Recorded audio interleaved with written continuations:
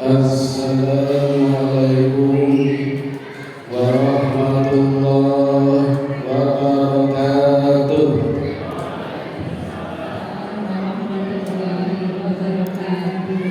Alhamdulillahi wahda, shadaqa wa'da, wa nasara 'abda, wa ta'azza junda, wa hazamal ahzab wahda. La ilaha illallah wa la na'budu illa iyyah mukhlisina lahuddin walau karihal kafirun. Mukhlisina lahuddin walau karihal musyrikun. Mukhlisina lahuddin walau karihal munafiqun. Asyhadu an la ilaha illallah wahdahu la syarika lah, wa asyhadu anna Muhammadan abduhu wa rasuluhu la nabiyya ba'dah.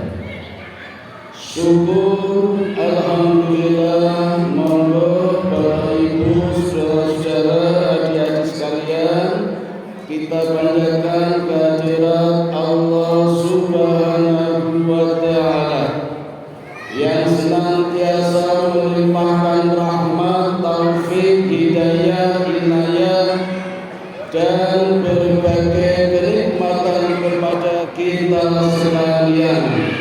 Di antaranya nikmat yang besar adalah nikmat berupa kesehatan. Dengan kesehatan, alhamdulillah pagi ini kita bisa berkumpul, bertatap muka, bermuajahah di tempat yang mulia, yaitu tempat pendidikan anak usia dini Al-Mu'in, TKIP Salsabila dan SDIP Salsabila di tempat Masjid Al-Mu'in. Terbukti dengan nikmat berupa kesehatan kita bisa hadir di sini. Mudah-mudahan kesehatan kita adalah kesehatan yang walafiat, kesehatan yang berbarokah. Apa ada kesehatan yang tidak berbarokah? Banyak.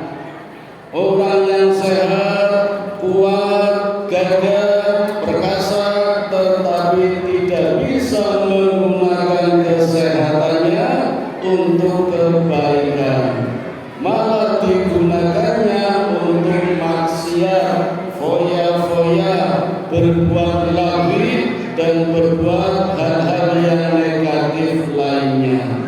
Hari ini panjenengan sedaya hadir di tempat yang mulia untuk amal yang sangat mulia. Mudah-mudahan sehatnya walafiat. Dan saya yakin sejak saya datang tadi, saya melihat Bapak Ibu yang datang, alhamdulillah semuanya tidak ada yang datang dengan menggunakan ambulan. Saya juga tadi melihat dari luar satu-satu tak lihat tidak ada yang diinfus. Beda seperti kemarin pas zamannya COVID, banyak yang diinfus. Ini bukti hari ini kita semuanya sehat. Mudah-mudahan sekali lagi walafiat. Bapak Ibu, hari ini tidak cuma senang gembira hati saya juga terharu melihat satu suasana dan nuansa yang sangat menggetarkan hati saya. Bapak Ibu tampak wajah-wajahnya berseri-seri, walaupun tadi sudah diingatkan oleh Bapak Ketua Yayasan Dr. Insinyur diingatkan infaknya, sedekahnya, mudah-mudahan tidak kecil hati.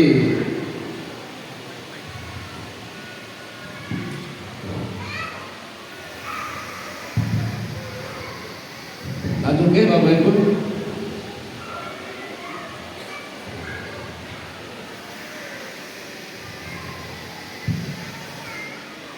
Saya lihat semua Bapak Ibu yang hadir tampak wajah-wajahnya wajahun marihun, wajah-wajah surga.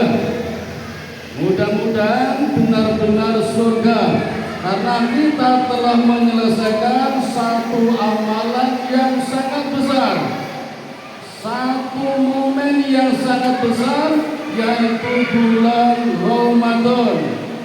Dan hari ini kita sama-sama mengadakan syawalan dan halal bihalal. Ini sudah cukup lengkap Bapak Ibu, ada syawalan, ada halal bihalal. Mudah-mudahan tidak cuma narasi, tapi kita tahu betul konsep rumusan yang ada di dalam syawalan. Sebenarnya sudah cukup Bapak Ibu syawalan, tidak perlu halal bihalal. Tapi tidak apa-apa, biar kita tahu. Syukur-syukur tambah satu lagi yang namanya lebaran. Ini berbeda Bapak Ibu. Syawalan itu refleksi orang Islam setelah menyelesaikan amalan Ramadan dengan harapan dan usaha tetap memperjuangkan nilai-nilai Islami. Itu syawalan. Halal bihalal refleksi menyelesaikan bulan Ramadan dan tetap ingin mengamalkannya, tetapi terkontaminasi oleh modernisasi dan westernisasi. Itu namanya halal bihalal. Satu lagi namanya lebaran, refleksi orang yang telah melewati bulan Ramadan dan tetap ingin mempertahankan ajaran tradisi. Itu yang disebut lebaran. Benten ya? Jadi gampangannya syawalan adalah ajaran Gusti Allah, halal bihalal ajaran penjajah, lebaran ajaran simbah-simbah. Benten ya? Nah, sekarang dari bawah. Lebaran biasanya dilakukan oleh orang awam, orang abangan, orang sandalan. Halal bihalal biasanya oleh kaum selananan, selononan. Syawalan biasanya dilakukan oleh kaum santri, kaum sarungan. Makanya kalau kita syawalan Bapak Ibu, orang yang tahu persis konsep syawalan, Idul Fitrinya hanya 1 hari, tanggal 1 Syawal. Kalau yang halal bihalal dihabiskan sampai bulan Syawal, ada yang milih tengah-tengah, ada yang milih akhir. Kalau lebaran, begitu puasa selesai, lebar, bubar segala amalannya. Wong waktu Ramadan saja susah, menderita, gelisah, ketoke suwi banget posone, mulane begitu ramu, wah seneng banget. Bahkan orang yang tidak berpuasa pun seneng lebaran. Sama dengan halal bihalal, orang yang beda agama pun melu halal bihalal. Karena di sini sepertinya muslim semua deh. Apalagi tempatnya masjid, apalagi pendidikannya, pendidikan Islam semua. Ada PAUD saja ada 2 di sini, pendidikan anak usia dini sama pendidikan anak usia dewasa. Ini yang datang dewasa, yang dini juga ada. ada TKIT, ada SDIT, lengkap ini. Cuma kadang masih terkontaminasi dengan modernisasi dan westernisasi. Maka acara halal bihalal biasanya tidak pandang tempat, tidak pandang agama. Nah, ini betul paling atas sawalan. Maka kita harus yakin orang yang sawalan adalah orang yang beridul fitri. Orang yang beridul fitri adalah orang yang sawalannya 1 hari di tanggal 1 Syawal. Itu konsep sawalan atau konsep idul fitri. Kenapa? Karena idul fitri adalah hari raya kecil. Hari rayanya hanya 1 hari, tanggal 1 Syawal. Beda dengan Idul Adha. Idul Adha itu hari raya besar, hari rayanya 4 hari. Tanggal 10 Zulhijjah ditambah ayyamut tasyrik 3 hari. Tanggal 11, 12, 13 Zulhijjah jadi 4 hari. Itulah bedanya hari raya Idul Adha dengan hari raya Idul Fitri. Idul Fitri kecil, Idul Adha besar. Makanya hari raya Idul Fitri sehari, Idul Adha 4 hari. Besar mana 4 hari dengan 1 hari? 4 hari. Idul Fitri biasanya membeleh ayam, beleh jago, beleh babon. Idul Adha beleh wedhus, beleh sapi. Wedhus kali ayam gede pundi? Gede wedhus. Sapi kali ayam gede pundi? Gede sapi. Makanya disebut hari raya besar. Nah, kebiasaan kita terbalik Bapak Ibu. Ketika hari raya kecil dibesar-besarkan, ketika hari raya besar dikecil-kecilkan. Mestinya ketika Idul Fitri gak usah besar-besar, kecil-kecil saja. Begitu Idul Korban perlu kita besar-besarkan. Harusnya begitu. Maka orang yang sawalan yang di spanduk ini digambarkan dengan kupat, ya ada gambarnya kupat yang lengkap ini. Kupat itu tidak cuma ngaku lepat, tapi laku papat. Ada 4 laku.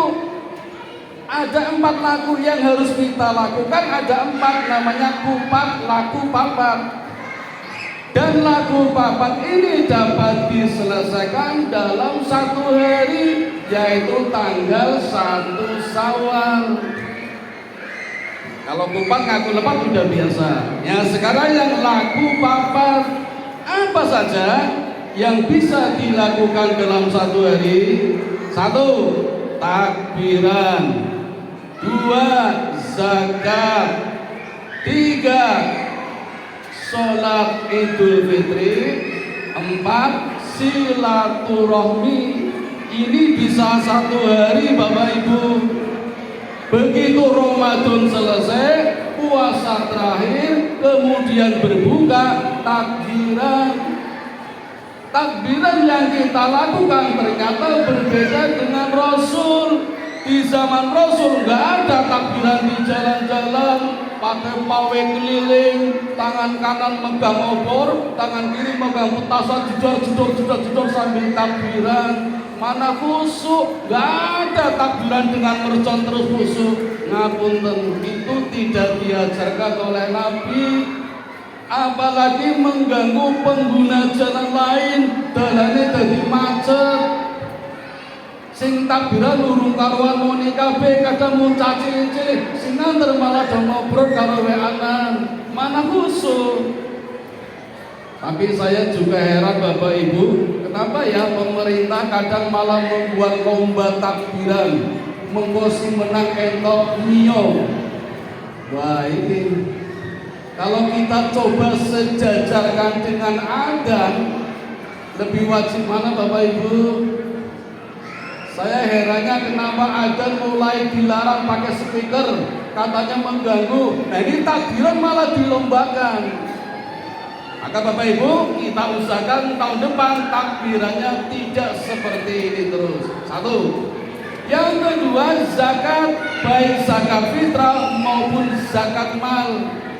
Bapak Ibu, bulan Ramadan kemarin disebut Syahrul Tarbiyah, bulan pendidikan, bulan diklat. Maka yang kita lakukan kemarin hanya sekedar latihan. Sekarang saatnya praktek. Beras 2,5 kilo atau 2,7 atau 3 kilo kemarin yang kita fitrahkan itu hanya latihan. Sekarang kita praktekkan dalam keseharian. Masih mampukah kita memberikan beras kepada saudara-saudara kita yang fakir miskin, yang yatim piatu? Itu harus dipraktekkan selama 11 bulan mendatang. Zakat mal kemarin di bulan Ramadan hanya latihan. Sekarang saatnya kita praktekkan. Peduli kepada tetangga, kepada saudara, termasuk juga kepada lembaga pendidikan kita praktekkan. Dua. Yang ketiga, sholat Idul Fitri itu bentuk sarana syiar dan silaturahmi. Makanya kadang kalau pas domu di kafe do takonan kowe sapa aku kok lali yo keto mbiyen cilik ketemu kabeh ketika sholat Idul Fitri di lapangan. Sayangnya sekarang lapangannya banyak ditutup, tidak digunakan sholat Id. Jadi fenomena kemarin banyak kampung mengadakan sholat sendiri-sendiri. Sampai kekurangan khotib jadi rebutan, aduh anaknya dewe-dewe. Ini suasananya sudah berubah. Dan yang keempat adalah silaturahmi. Maka zaman dulu Bapak Ibu, begitu sholat Id selesai, silaturahmi, santri silaturahmi kepada kiainya, murid-murid silaturahmi kepada gurunya. Bapak Ibu guru, dengan bu guru nih, lari-lari murid-murid sudah pada silaturahmi belum? Ke rumah? Saat ini jarang Bapak Ibu ada murid silaturahmi kepada gurunya. Padahal cuma setahun sekali ketika lebaran. Gak usah itulah, dalam kebiasaan sehari-hari siswa sekarang beda dengan siswa dulu. Zaman saya jadi siswa Bu, duduk di kelas paling depan. Begitu guru datang, lihat papan tulis, saya paham. Langsung ke depan, tak hapus papan tulisnya. Dulu waktu saya jadi murid. Sekarang sudah jadi guru. Murid saya nggak ada. Saya lihatin papan tulis, nggak ada yang paham. Sampai saya minta, Ahmad tolong dihapus. Apa jawabannya? Bukan saya piketnya. Coba, nggak ada yang berebut, nggak ada yang punya inisiatif. Saya hapuskan Pak, nggak ada. Kata Ahmad, saya bukan piketnya Pak. Yang piket 7 anak, nyuruh-nyuruh, kamu aja. Akhirnya yang menghapus gurunya. Naudzubillah min dzalik. Dulu waktu jadi siswa Bu, lihat guru saya datang, tasnya tak minta, tak bawakan, sepedanya tak tuntunkan. Zaman sekarang Pak, kayaknya nggak ada ini. Saya sudah jadi guru, nggak ada yang membawakan tas saya, nggak ada yang membawakan sepeda saya. Maka Bapak Ibu, SDIT, TKIT, SMP-nya belum deh. Itu kenangan dan haruan saya. Saya dulu pernah berangan-angan, bahkan pernah berpromosi ingin menjadikan sekolah terbaik dengan label PPM, Pondok Pesantren Modern. Kenapa pondok pesantren? Sebuah solusi, tidak cuma alternatif, mengantisipasi kenakalan anak-anak, satu-satunya lembaga pendidikan yang pas adalah pondok pesantren. Kenapa harus modern? Bapak Ibu, dulu pondok pesantren kesannya kumuh, WC-nya letak, mambune bersih. Padahal tahu hadisnya an-nadhafatu minal iman, kebersihan sebagian daripada iman. Tapi orang banyak tahu, biasanya di pondok pesantren suasananya, airnya, baunya luar biasa. Maka perlu dimodernisasi fisiknya, tapi hakikatnya pondok pesantren. Dan kalau Bapak Ibu sering mendengar berita di televisi juga ditayangkan banyak kasus-kasus negatif yang dilakukan oleh guru-gurunya, jangan percaya Bapak Ibu. Kalaupun ada, itu hanya oknum yang ingin mencoba mencoreng nama bersih dari pondok pesantren modern. Maka Bapak Ibu, ketua yayasan, Bapak guru, ibu guru, termasuk wali murid panjenengan tidak perlu antipati, harus bangga. Saya saja bangga Bapak Ibu yang bukan keluarga sini, karena saya merasakan betul Bapak Ibu. Kalau tadi Bapak Suroyo mengatakan sekarang saya dinas di SMK Negeri 1 Yogyakarta, itu dinas yang sekarang Bapak Ibu. Saya pernah mencatat di buku besar saya, di folio, saya sudah mengajar lebih dari 200 SMA. Saya mengajar sejak tahun 1988 di Yogyakarta saja. Saya pernah mengajar di MUI 1 hari. Kemudian tinggal di SMA Muhammadiyah 2 Jalan Kapas 7 tahun, di Madrasah Aliyah Negeri 3 8 tahun, di Madrasah Aliyah Muhammadiyah Gedong 10 tahun, di SMA Muhammadiyah 6 2 tahun, di Madrasah Mu'alimin 2 tahun, di Madrasah Muhammad 4 tahun. Itu yang di Jogja.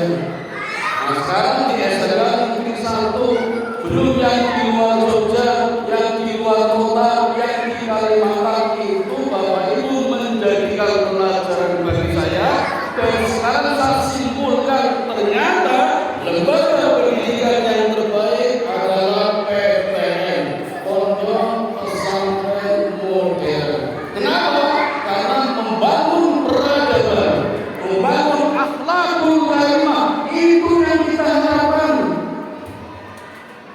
Orang boleh bangga anaknya semuanya sekolahnya di UGM, tetapi belum jaminan Bapak Ibu. Kenapa Pak saya bisa mengatakan begitu? Karena anak saya 1, 2, 3 semuanya di UGM Pak Bu. Yang pertama MIPA Kimia UGM, yang kedua Agrobisnis UGM, yang ketiga Sosiologi UGM. Tapi tidak ada jaminan ada bangunan peradaban yang bagus. Kalau tidak kuat, kita tidak bisa membina, tidak menjadi anak yang soleh, bahkan menjadi anak yang salah. Itu tantangannya. Memang pertemanan bagus, teladan bagus, tapi juga tidak ada jaminan. Kita harus lebih ekstra mendidik anak kita di rumah. Kalau tidak terbawa arus negatif. Saya kok tahu, dulu anak saya di teladan juga 2, yang di Bapak 1. Jadi saya tahu tidak ada jaminan. Begitu pula SMP kita boleh bangga di sana, tapi juga tidak ada jaminan.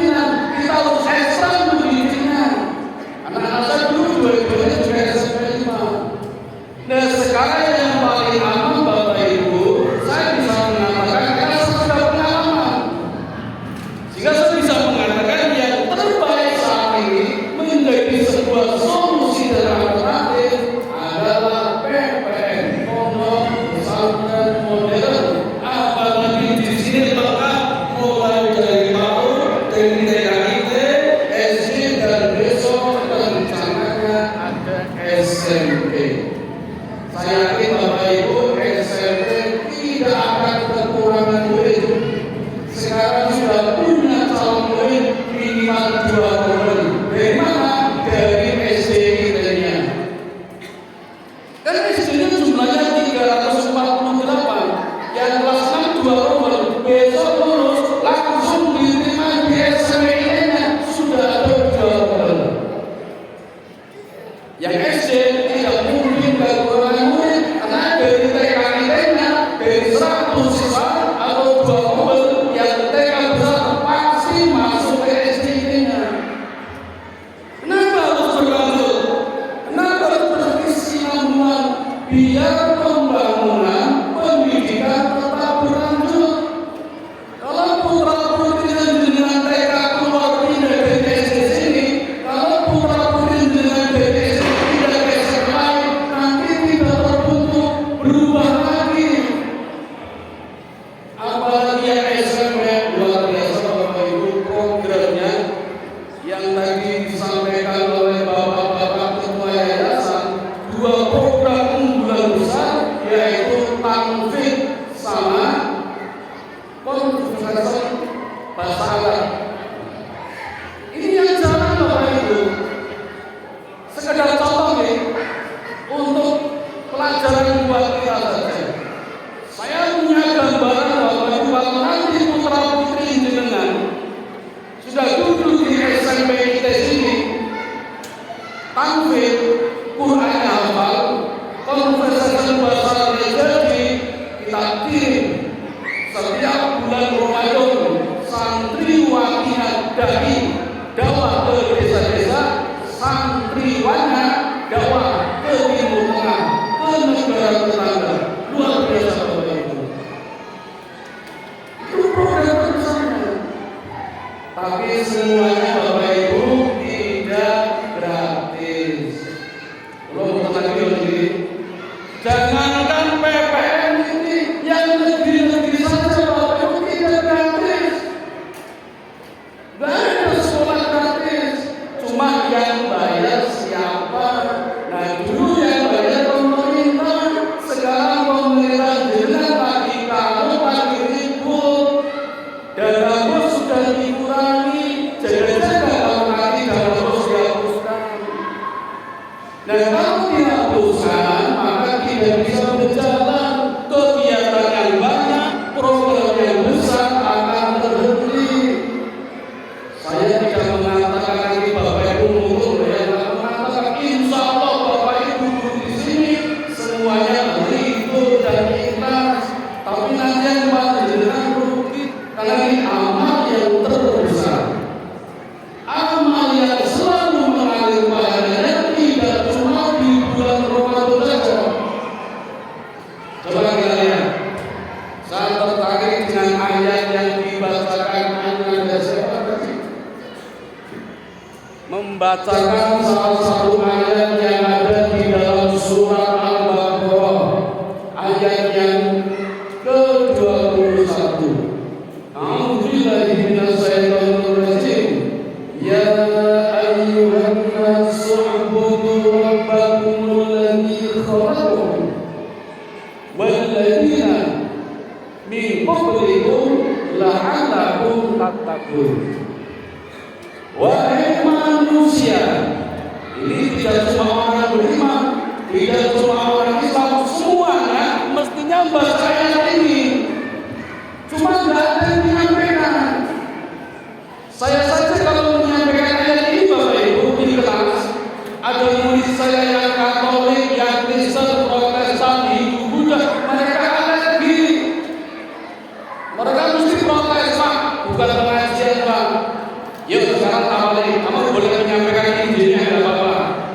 Begini tak menyampaikan. Ini ayat buat semua.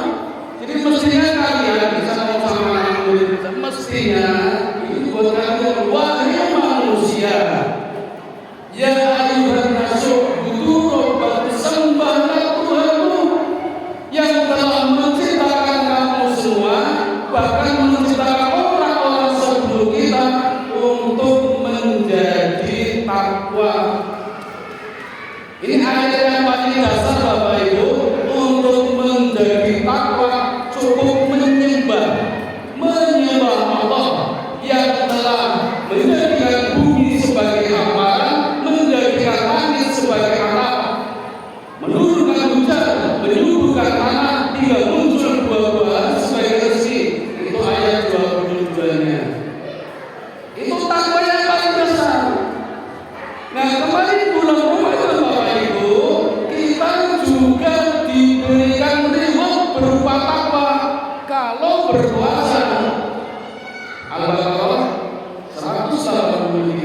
Ya ayyuhalladzina amanu kutiba alaikumus syiyam kama kutiba alal ladzina min qablikum la'allakum tattaqun. Tidak cuma nyembah, persembahannya ada bentuknya. Apa bentuk awalnya? Puasa. Dengan puasa akan menjadi takwa. Ayat 21 tadi menyembah akan menjadi takwa. Sekarang ayat 183 bagaimana cara menyembahnya? Berpuasa. Dan puasa kemarin Bapak Ibu sangat luar biasa. Puasa adalah satu amalan yang mampu menarik amalan-amalan yang lain. Kita sudah membuktikannya. Dengan puasa rajin tarawih, rajin witir, rajin sedekah, rajin kuliah subuh, rajin tadarus, itu puasa. Mungkin kalau kita tidak puasa, nggak mungkin sholat tarawih, adanya sholat malam. Mungkin kita nggak mikir kalau kau bersaja, mungkin saudara tidak serajin kemarin. Gara-gara puasa semuanya jadi rajin. Itu luar biasa Pak, amalan puasa. Bahkan amalan puasa dapat menghalau, mengusir perbuatan maksiat. Sing biasanya merasani, itu membicarakan kejelekan orang lain, teringat, terkontrol pada puasa. Jadi itulah kehebatannya puasa. Maka Bapak Ibu, kalau puasa kita sukses, pasti kita akan sawalan, kita mendapatkan gelar yang namanya muttaqin. Baik, kita sudah sawalan. Peningkatan dari surat ayat 21 tadi meningkat ayat 183. Sekarang meningkat lagi. Kalau kita sudah sawalan, sekarang ada tantangan Bapak Ibu. Apa tantangannya? Ada di surat Al-Imran, surat yang ketiga, ayatnya 133. Kenapa nih? Bapak Ibu jangan kalah dengan murid-muridnya, dengan anak-anaknya. Anaknya sudah tahu fikirnya apa. Harapan yang sangat besar. Harapannya besok Bapak Ibu di jalan, anak putra panjenengan semuanya duduk sambil memegang Quran, sambil menghafalkan. Itu harapannya luar biasa. Tidak memegang HP, tidak memegang mako-mako. Ini memegang Quran untuk hafalan. Itu gambaran yang sedang diharapkan oleh Bapak Ibu pengurus, Bapak Ibu guru, bagaimana sekolah kita nuansanya, pemandangannya, setiap orang lewat lihat, waduh, santri-santrinya, murid-muridnya, pegangannya Al-Quran. Kalau Quran pegangannya, insya Allah hatinya juga Quran. Amin. Nah Bapak Ibu, sekarang tantangannya begini. Ayat 133. Wasari'u ila magfiratin min rabbikum wa jannatin 'arduha as-samawati wal ardh mu'iddat lil muttaqin. Sekedar angin-angin jam dan 12 nanti asar bantu. Oh masih ada waktu. Nanti diingatkan nanti kalau sudah habis. Kalau di bawah ada 12 nanti asar bantu. Tapi nanti akan dengan dua soal itu berterasa. Dan segera wasari'u ila magfiratin, menuju kepada ampunan Allah. Ada kata segera Bapak Ibu, berarti tidak boleh ditunda, segera. Ikrar sawalan tadi Bapak Ibu, bolehlah, boleh nggak Bapak ya? Nggak apa-apa, boleh. Tradisi yang bagus. Tapi Bapak Ibu,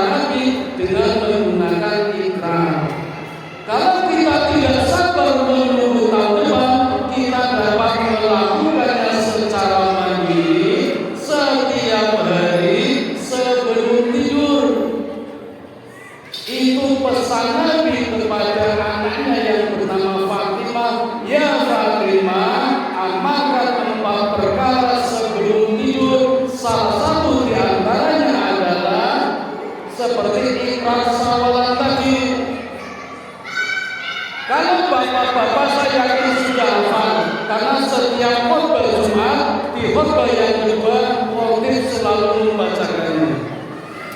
Allahumma fir lil muslimina wal muslimat wal mu'minina wal mu'minat al-ahya'i minhum wal amwat innaka sami'un qaribun mujibud da'wat wa qadiyal hajat wa qadiyus sabar.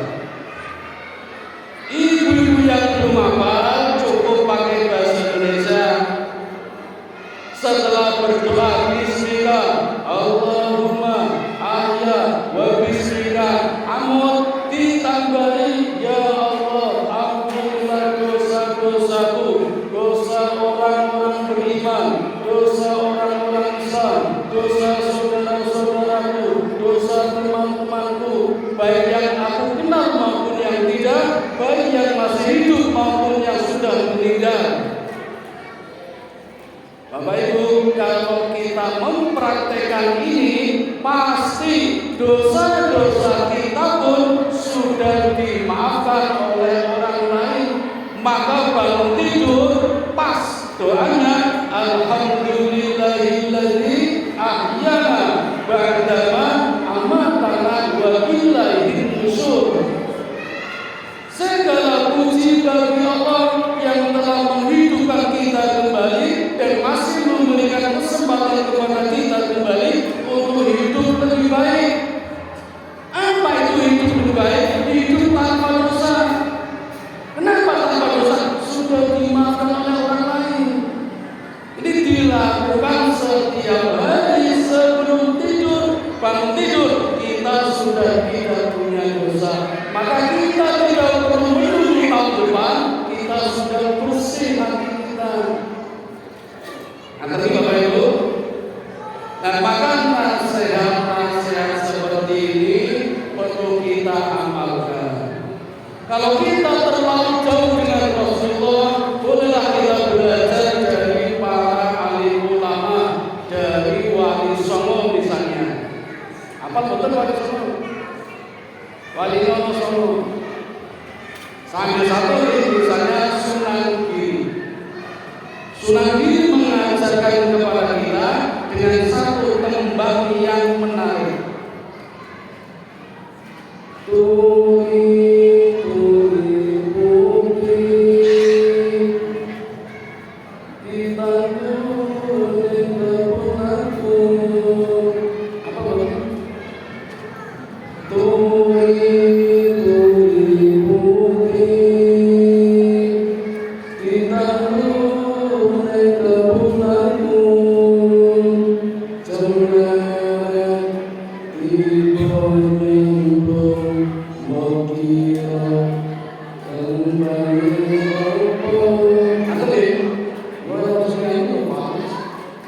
Tapi intinya itu Bapak Ibu, turi putih, turi kok mituturi, ngendiko nasehat.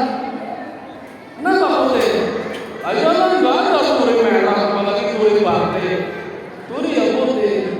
Maksudnya nasehat kebersihan, nasehat kesucian, nasehat kepasrahan, nasihat kekalahan. Awas Bapak Ibu, kalah di sini bukan berarti ambruk.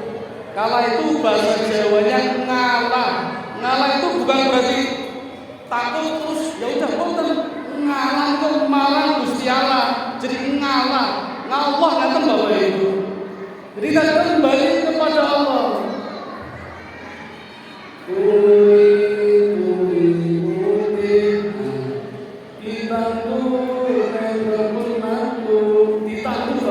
Yang kita tandur apa? Ada dua Bapak Ibu, jasad kita dan amal kita. Ditandur dan kebun nandur. Kebun apa?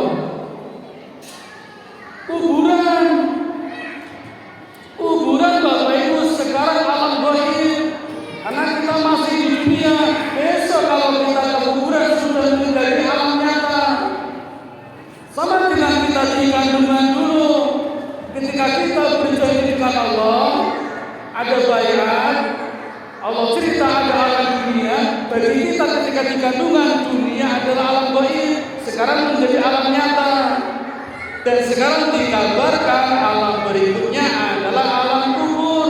Itu gaib, tapi besok menjadi alam nyata kita. Maka sebelum sampai ke sana, Sunan Giri berpesan kepada kita, kita tutur neng kebun agung. Kalau cuma ditandur jasad kita saja, sia-sia Bapak Ibu. Harus ditandur yang lain, yang membuat kita kekal di dalamnya adalah amalnya. Amalnya apa? Coba Bapak Ibu kita bertanya pada jenazah-jenazah, pada mayat-mayat yang orang sudah meninggal.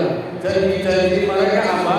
Di Quran dikabarkan Bapak Ibu, mereka banyak bertanya, andaikan saja ya Allah Engkau berikan kesempatan kepadaku 1 detik saja hidup kembali, pasti aku akan sedekah.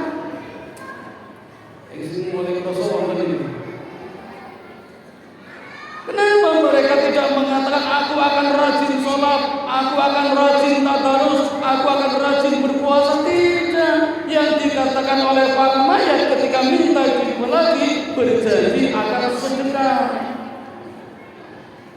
Kemarin di bulan Ramadan kita sudah rajin sedekah.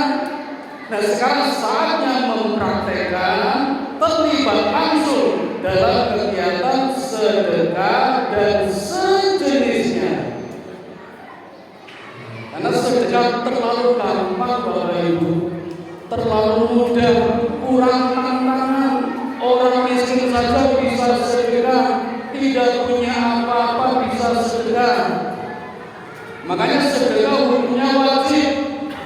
Nabi pernah mengatakan kepada para sahabat, wahai sahabatku, sehari kalian diwajibkan sedekah sebanyak 360 kali. Sahabat protes, ya Rasul, mana mungkin saya bisa sedekah sebanyak itu? Nabi mengatakannya dengan ini, tabasumu kafi wajhi ahika laka sodako. Senyum kepada temanmu sodako. Pak Imam Budi yang hadir ada berapa? 200 ada ya? 200. Nanti kalau yang datang salaman sambil senyum itu sudah 200. Nanti pulangnya salaman senyum 200, udah 400. Udah berlebih. Itu baru senyum saudara. Tapi hati-hati Bapak Ibu, tidak sembarang senyum saudara. Ada rumusnya 2-1-1. Gak usah lama-lama, cukup 2 detik. 1-1, ke kiri 1 cm, ke kanan 1 cm. Nah, gitu aja. Gak usah lama-lama, nanti kira lulusan paku. Oh, gak bisa ini. Lihat dulu, kira-kira berapa jam lagi.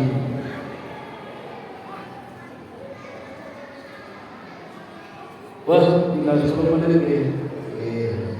Sekarang tantangannya, karena saudara terlalu muda, maka tantangan berikutnya adalah infak, zakat, wakaf, amal jariah. Karena saudara terlalu muda, senyum, sholat duha, juga sedekah. Sekarang kita tinggalkan Bapak Ibu, mau pilih yang mana? Zakat pun gampang. Zakat fitrah, zakat mal gampang, 2,5%, 5%, 10%, yang sulit prakteknya. Sekarang wakaf. Di hadapan Bapak Ibu sudah ada ladang surga. Sekarang tinggal pilih yang mana. Wakaf Bapak Ibu cukup sekali. Bentuknya bangunan masjid, apa gedung sekolah, atau poliklinik. Kalau di sekolah ini belum ada poliklinik, poliklinik kesehatan, bisa nanti Bapak Ibu wakaf. Sekarang ada tren wakaf uang tunai boleh, tapi dengan uang tunai itu diwujudkan dalam bentuk bangunan. Nah, silakan nanti dicermati, dicerna, dimusyawarahkan kira-kira apa bangunan yang diperlukan di sekolah panjenengan untuk lare-lare panjenengan. Masjid sudah ada, gedung kalau mau tambah boleh, tingkat boleh. Pakai lift, pakai eskalator atau pakai perjalanan. Saya dengar baru 3 lantai, siapa tahu besok 7 lantai. Seperti 4 Mangaba, itu 7 lantai itu bukan dari pemerintah Bapak Ibu, dari swadaya wali murid turunan. Sekarang Pak Mangaba membangun 7 lantai. SMP Muhammadiyah kita sudah pakai lift, tidak cuma eskalator. Nanti tidak sehat, mau nanti saya mau kalau tidak. Tapi itu bisa diwujudkan dalam bentuk wakaf.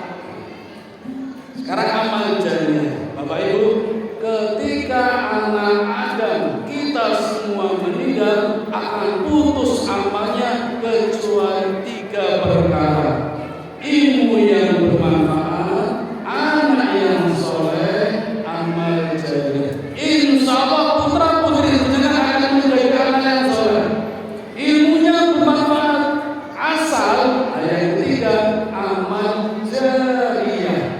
Gampangannya amal yang dikelola dengan jari-jari, jarinya panjenengan sebagai wali murid, jarinya Bapak Ibu, dan jarinya yayasan yang mengelola amal-amalnya. Nah, amal jariah biasanya bentuknya berupa manfaat. Misalnya, kalau poliklinik adalah bangunannya, maka amalannya adalah jasa layanan kesehatan diberikan kepada semua siswa dan juga guru-gurunya dan orang tuanya. Jadi tidak mengandalkan puskesmas, tidak mengandalkan panggil rapi dan sebagainya. Di sini sudah ada. Contoh lain, ada ATM beras. Siapapun yang membutuhkan bisa mengambil dari ATM beras. Dulu pernah diprotes, wah nanti berasnya habis, diambil oleh orang-orang. Nyatanya tidak Bapak Ibu. Secara psikologi orang mau ambil biasanya malu, malah pada ngisi. Silakan dibuktikan ATM beras. Minuman galon Bapak Ibu mungkin sangat dibutuhkan oleh orang lewat ketika haus, siswa juga haus. Kalau ada Bapak Ibu ingin amal jariah berupa galon, luar biasa. Seperti nasuha itu dalam 1 hari menghabiskan 2000 galon untuk orang-orang yang membutuhkan. Itu amal jariah. Nah, sekarang yang sulit adalah infak. Karena ayatnya alladzina yunfiquna fis-sarra'i wad-dharra, menginfakkan ketika lapang, ketika susah. Kalau lapang sudah biasa, yang susah ini loh Bapak Ibu. Makanya saya tadi mengatakan ketika Idul Fitri tidak usah dibesar-besarkan anggarannya. Seringkali kita berbalik menyambut Idul Fitri, tuku pakaian yang banyak. Kalau perlu HP-nya ganti, rumahnya dicat, mobilnya ganti, habis anggarannya. Saat itu ada proyek besar, Allah duwe-gawe, Allah kan duwe-gawe, mengundang orang-orang yang kaya untuk naik haji, anggarannya minimal 40 juta. Yang kurang begitu kaya, Saibul Kurban, nyembelih wedhus, nyembelih sapi, itu juga minimal 3 juta. Kalau dihabiskan ketika Idul Fitri, itu loten tidak punya jajan. Maka kalau bisa tidak besar-besar ketika Idul Fitri, besarnya ketika Idul Adha, karena Allah punya gawe yang sangat besar. Dan di antara gawe itunya adalah amal jariah, infak, sedekah, wakaf di lembaga pendidikan yang sangat abadi Bapak Ibu. Kita ngasih orang hilang, kalau ditanamkan di sini, dikubur, ditandur, pesannya Sunan Giri tadi ditandur akan berkembang terus mengalir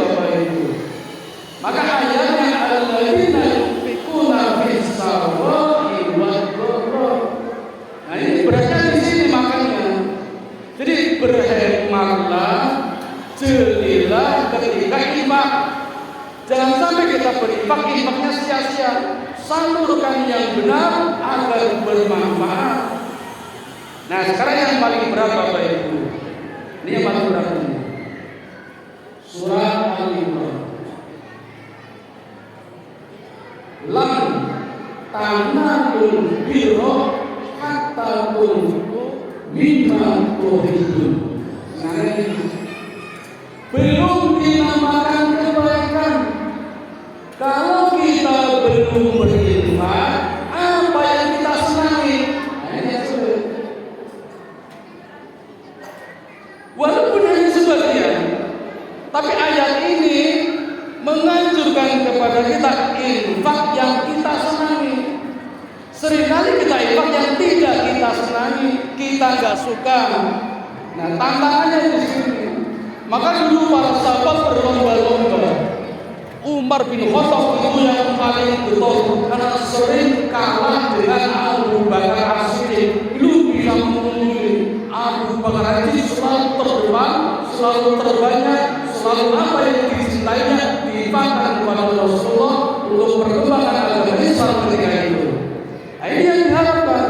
Maka kalimatnya al-biru manitako, kebaikan sebagian daripada iman. Kebaikan yang mana? Kebaikan yang memberikan kepada orang lain, memberikan kepada lembaga pendidikan yang kita cintai. Itu namanya al-biru. Al-biru itu mampu menghasilkan amalan-amalan yang baru, bukan yang lama. Kalau yang lama udah biasa, sekarang amalan yang baru. Kalau kita bisa menghasilkan amalan yang baru, itu namanya al-biru. Maka Bapak Ibu yang sudah tidak haji, itu sebenarnya namanya bukan haji mabrur, haji al-biru. Haji yang mampu menghadirkan amalan-amalan baru. Kalau amalan yang lama itu sudah biasa, harus amalan yang baru, yang luar biasa, yang dulu belum pernah dilakukan. Itu namanya al-biru. Ini tantangannya di sini. Tantangan buat kita semua Bapak Ibu, insya Allah. Kalau kita berniat, niat dulu ya. Yang kedua memperbaiki mindset. Insya Allah Bapak Ibu, Allah akan memberikan jaminan yang berlipat-lipat. Man ja'a bil hasanati falahu asru amsalha. Barang siapa berbuat satu kebaikan, Allah melipat gandakan 10. Satu kebaikan 10. Maka barang siapa berinfak, sedekah, amal jariah, wakaf, Allah melipat gandakan berlipat-lipat. Nah, lewat forum yang mulia Bapak Ibu, kami berharap semua saja mari kita membangun peradaban untuk anak-anak kita semua, agar anak-anak kita menjadi anak yang soleh, solehah. Sekedar contoh Bapak Ibu, saya punya sahabat namanya Bapak Bailuri. Saya boleh cerita sebentar, anak orangnya baik. Anaknya 10 Bapak Ibu dari KPR. Yang terakhir belum lama wisuda, baru wisuda langsung diterima OJK. Diterima OJK, bapaknya diberikan surat. Niku sing terakhir. Sing barang kerja di Medan, tiap bulan ngirimi orang tuanya 2 juta. Yang nomor 2 di Kalimantan Timur, tiap bulan ngirimi orang tuanya 1 juta. Yang ketiga di Lampung, tiap bulan ngirimi orang tuanya 1,5 juta. Yang lain di Jogja ada, kalau ngirimi orang tuanya, malah yang kiriman. Niko di jumlah Bapak Ibu mensasi teman saya mungkin vaksin pas duit teko dhewe masuk rekening. Anak 10 soleh soleha. Apa rahasianya? Ternyata omong punya omong, cerita punya cerita. Dulu ketika menyekolahkan anaknya, ikhlas, ridho, banyak beramal. Sekarang panen Bapak Ibu, panen dunia, panen akhirat. Dunianya tiap bulan rekeningnya bertambah. Siapa yang menggerakkan jari-jari bermain di mobil pengin? Allah menggerakkan anak-anaknya hasil dari menanam dulu. Ketika menabung di sekolah yang baik, akhlaknya baik, adabnya baik. Akhiratnya doanya tidak pernah berhenti. Ya Allah, selamatkan orang tuaku dari siksa api neraka. Masukkan orang tuaku ke dalam surga dan berkumpul kembali bersama-sama denganku. Itu doa anak-anak soleh. Mari Bapak Ibu kita berdoa bersama-sama. Mudah-mudahan amalan-amalan selama ini yang kita lakukan, yang kita tandur di dunia, yang kita titipkan di lembaga pendidikan yang terbaik ini, juga amal jasa dari Bapak Ibu guru, semuanya memberikan manfaat, memberikan barokah, menjadikan amal yang soleh bukan amal yang salah. Sehingga nanti kalau secara individu jalan semua, negara kita akan menjadi negara yang baldatun thayyibatun wa rabbun ghafur. Amin ya rabbal alamin. Mari kita tutup dengan berdoa bersama-sama. Al-Hadiyah wa syafa'ati li Rasulillah sallallahu alaihi wasallam. Al-Fatihah. A'udzu billahi minasy syaithanir rajim. Bismillahirrahmanirrahim. Alhamdulillahi rabbil alamin. Ar-Rahmanir Rahim. Maliki yaumiddin. Iyyaka na'budu wa iyyaka nasta'in. Ihdinas siratal mustaqim. Siratal ladzina an'amta 'alaihim ghairil maghdubi 'alaihim waladdallin. Amin. Allahumma shalli ala sayyidina Muhammad wa ala ali sayyidina Muhammad.